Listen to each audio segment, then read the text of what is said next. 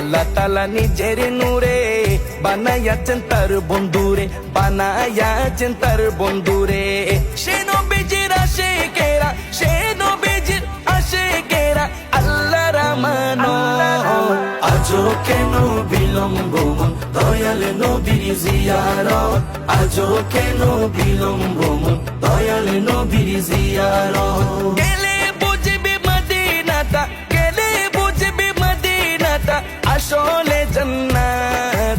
আজও কেন বিলম্ব মন দয়াল নবীর জিয়ারত, আজও কেন বিলম্ব মন দয়াল নবীর জিয়ারত।